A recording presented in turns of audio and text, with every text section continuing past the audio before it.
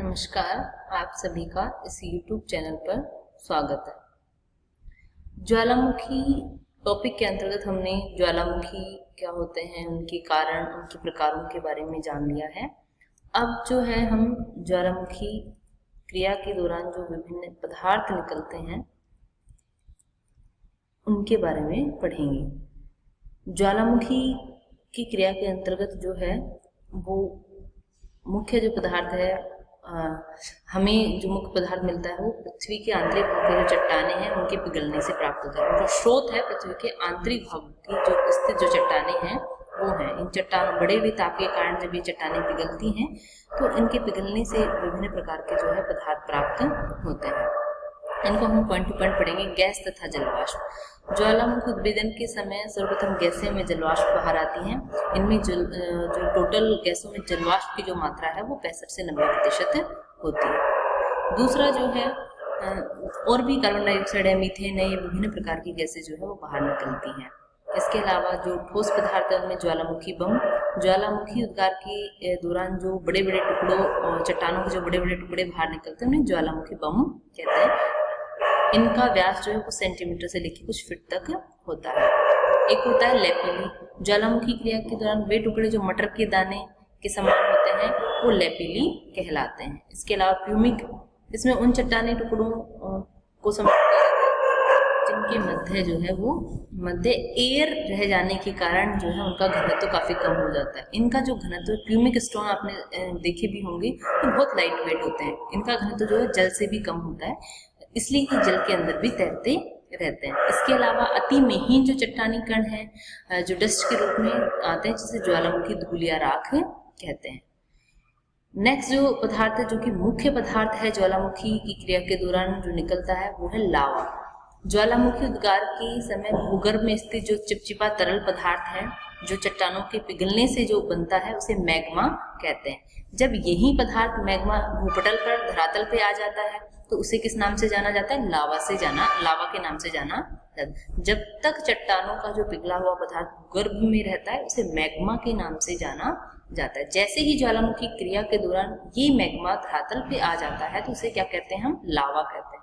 धरातल पर ठंडा होने के बाद इससे आग्नेय चट्टानें बनती हैं। लावा भी जो है इसके पीएच मान के आधार पर दो प्रकार का होता है। एक तो एसिडिक लावा और दूसरा बेसिक लावा। एसिडिक जो लावा होता है, जिसे अम्लीय लावा भी हम कहते हैं, ये अत्यंत गाढ़ा और चिपचिपा होता है। इसमें सिलिका की मात्रा ज्यादा होती है और इससे क्या होता है? गुंबदाकार शंकु का निर्माण होता है। और जब ज्वालामुखी की क्रिया में एसिडिक लावा की मात्रा ज्यादा होती है तो ये ज्यादा विस्फोटक होते हैं। दूसरा जो लावा है वो बेसिक लावा या क्षारीय लावा। ये हल्का, पतला तथा धरातल पर शीघ्र फैलने वाला होता है। इसमें जो है वो क्षारीय या इसका पीएच मान जो है वो कम होता है और इसमें सिलिका की मात्रा कम होती है। इससे जो है सिल्ड शंकु का निर्माण होता है, जैसे पठा जो है फैले हुए। तो ये थे दो प्रकार का लावा होता है, एक तो अम्लीय लावा और दूसरा क्षारीय लावा। इनके अलावा जो है वो पायरोक्लास्ट, ये एक ज्वालामुखी क्रिया के अंतर्गत भूपटल पर आए चट्टानों के बड़े बड़े टुकड़े जो मिश्रित जो पदार्थ होता है उसे पायरोक्लास्ट कहते हैं। तो ये थे ज्वालामुखी से निकले हुए पदार्थ, जिसमें हमने गैस, ज्वालामुखी क्रिया के दौरान गैस, जलवाष्प, ज्वालामुखी बम, लेपिली, प्यूमिक स्टोन, ज्वालामुखी राख, लावा और पायरोक्लास्ट जो है ये बाहर निकलते हैं। अब हम जानेंगे कि ज्वालामुखी के अंग कौन कौन से होते हैं। लावा जब ज्वालामुखी छिद्र के चारों ओर क्रम से जमा होता है तो उसे ज्वालामुखी शंकु का निर्माण होता है। इस तरीके से आप देख सकते हैं कि ये एक इस तरीके की आकृति जो है, लावा इस तरीके से ज्वालामुखी के चारों ओर जब पदार्थ जमा होने लगते हैं, जो भी पदार्थ निकलता है तो उससे ज्वालामुखी शंकु का निर्माण होता है, शंकु की जैसी आकृति हो। जब जमाव अधिक होता है तो ये शंकु काफी बड़ा हो जाता है और पर्वत का रूप धारण कर लेता है। इस प्रकार के शंकु को ज्वालामुखी पर्वत कहते हैं। इस पर्वत के ऊपर लगभग बीच में एक छिद्र होता है जिसे ज्वालामुखी, यहाँ लगभग इसके जो है बीच में एक छिद्र होता है जिसे क्रेटर कहते हैं। ज्वालामुखी वेंट है क्रेटर, ठीक है, कहते हैं। यह जो छिद्र का एक पतली नली द्वारा भूगर्भ से, ये जो छिद्र है ये एक पतली नली के द्वारा जो है वो भूगर्भ से जुड़ा हुआ होता है। इस नली को ज्वालामुखी नली कहते हैं। जब ज्वालामुखी से निकलने वाला लावा अत्यधिक अम्लीय व सिलिका युक्त होता है तो वह लावा की एक कठोर पट्टी जिसे ज्वालामुखी नलिका व छिद्रिका में जमा हो जाती है। मतलब यहीं पे इस नली के आसपास ही जो ज्यादा गाढ़ा होता है तो वो अंदर ही जमा हो जाता है। ज्वालामुखी जमा लावा की पट्टी को ज्वालामुखी गिरवा तथा ज्वालामुखी छिद्र में जमा लावा की पट्टी को ज्वालामुखी प्लग कहते हैं। तो ये जो जमा हो जाती है ज्वाला नलिका में जो जमा लावा की जो पट्टी है वो ज्वालामुखी गिरवा, और जो छिद्र में यहाँ पे जो जमा होती है वो ज्वालामुखी प्लग कहलाता है, जिसे डाट, ज्वालामुखी डाट भी कहते हैं। ज्वालामुखी प्लग तथा ज्वालामुखी क्रिया के समेकित रूप को डायट्रेम, ये दोनों मिलके जो है वो क्या कहलाती हैं, डायट्रम कहलाती हैं। आप इस तरीके से देख सकते हैं इसको, ये आप देख रहे हैं, ये छिद्र है यहाँ पे, ये एक नली के द्वारा जुड़ा हुआ है। इसके आसपास जो गाढ़ा लावा जो जमा हो जाता है, इससे ज्वालामुखी जो प्लग, और ये गिरवा हो गई और ये प्लग हो गया, इन दोनों को सम्मिलित रूप से क्या कहते हैं, डायट्रेम कहते हैं।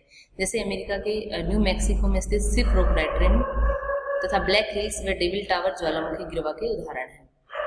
जब ज्वालामुखी का छिद्र विस्तृत होता है तो उसे ज्वालामुखी मुख या ज्वालामुखी क्रेटर कहते हैं। छिद्र की तुलना में थोड़ा बड़ा होता है क्रेटर, और ये डिफरेंस है।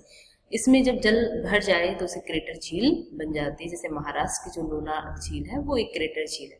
कभी कभी एक मुख क्रेटर में कई छोटे छोटे क्रेटरों का निर्माण हो जाता है। इस तरीके के क्रेटर को घोंसलादार क्रेटर कहते हैं। जैसे फिलीपींस स्थित माउंट टाल में 3 छोटे क्रेटर मिलते हैं। अत्यधिक धसाव या विस्फोट के कारण जब क्रेटर अधिक विस्तृत हो जाता है तो उसे कालडेरा, एक सेकंड देखो, इसमें आप डायग्राम में आप देखेंगे तो ये अगर छोटा छिद्र है तो ज्वालामुखी छिद्र या वेंट हो गया, थोड़ा बड़ा है तो वो क्या हो जाएगा, क्रेटर, और जब ये और ज्यादा विस्तृत हो जाता है तो इसे कालडेरा के नाम से जाना जाता है। और यदि क्रेटर में छोटे छोटे और कई छिद्र हो जाते हैं तो वो क्या कहलाता है, क्रेटर, घोंसलादार क्रेटर कहलाता है। अब हम जान लेते हैं कि ज्वालामुखी विस्फोट से निकले लावा के जमा होने से जिस शिलाकृति का निर्माण होता है उसे ज्वालामुखी शंकु कहते हैं। ये शंकु कई प्रकार के होते हैं, क्योंकि ज्वालामुखी से निकले हुए विभिन्न प्रकार के पदार्थों के जमाव से कई प्रकार की शिलाकृतियां बनती है। ये बाहरी सतह पर है, धरातल पर इस तरीके की शिलाकृतियां। तो ज्वालामुखी लावा उद्गार की घटती तीव्रता के आधार पर ज्वालामुखी शंकु जो है वो इस प्रकार से है। सबसे पहले सिंडर शंकु। इस प्रकार के शंकु जो होते हैं वो कम ऊंचाई वाले होते हैं। इनके निर्माण में मुख्यतः ज्वालामुखी राख व विखंडित पदार्थ होगा। तो सिंडर जो शंकु है वो ज्वालामुखी राख और विखंडित जो टूटे फूटे चट्टानों के टुकड़े हैं उनके जमाव से इनका निर्माण होता है। इस तरीके के शंकु का ढाल अवतल तथा क्रेटर चौड़ा होता है। ये इस तरीके का जो दिख रहा है ये सिंडर शंकु है। लावा शंकु। लावा शंकु 2 प्रकार के होते हैं, अम्लीय लावा शंकु और क्षारीय लावा शंकु। इस प्रकार अम्लीय लावा शंकु का निर्माण उस समय होता है जब ज्वालामुखी लावा में सिलिका की मात्रा ज्यादा होती है, जिससे इसका चिपचिपा और लसदार होता है। ये ज्वालामुखी शंकु अधिक ऊंचाई व कम क्षेत्रीय विस्तार वाले होते हैं। इनकी ऊंचाई ज्यादा होती है बट क्षेत्रीय विस्तार कम होता है। नेक्स्ट है क्षारीय लावा शंकु। क्षारीय लावा शंकु में क्षारीय जो लावा होता है उसमें सिलिका की मात्रा कम होती है, जिससे ये हल्का और पतला होता है, तो दूर तक फैलकर ये ठंडा होता है। तो ये ऊंचाई तो कम होती है इन शंकुओं की, लेकिन जिनका क्षेत्रीय जो विस्तार है वो ज्यादा होता है। तो क्षारीय लावा शंकु को सिल्ड शंकु भी कहा जाता है। इसके अलावा है मिश्रित ज्वालामुखी शंकु। जब ज्वालामुखी उद्गार में अम्लीय व क्षारीय लावा के साथ साथ लावा और राख विभिन्न पदार्थों के संयोग से, इनके मिश्रण से जब शंकु का निर्माण होता है तो वो मिश्रित ज्वालामुखी शंकु कहलाता है।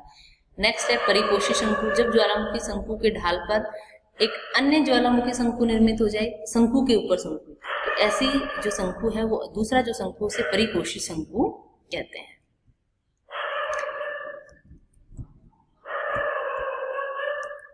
इसके अलावा जो है वो ये तो उसके धरातल के ऊपर जो ज्वालामुखी के विभिन्न पदार्थ निकलते हैं उनसे निर्मित शिलाकृतियां। अब क्या होता है कि कई बार क्या होता है कि जो मैग्मा है वो धरातल पर प्रकट ना होकर आंतरिक भाग में ही ठंडा हो जाता है, उससे भी कई शिलाकृतियों का निर्माण होता है। इसमें आप देखेंगे कि जब मंद ज्वालामुखी क्रिया के दौरान जब मैग्मा ऊपरी सतह पर प्रकट ना होके आंतरिक भाग में ही जम जाता है, तो इससे विभिन्न प्रकार की अभ्यंतरिक या आंतरिक स्थलाकृतियों का निर्माण होता है। इनमें जो है बैथोलिथ, लैकोलिथ, ज्वालामुखी जो है लोकोलिथ, सिल, डाइक, इस तरीके की जो है वो स्थलाकृतियां बनती हैं।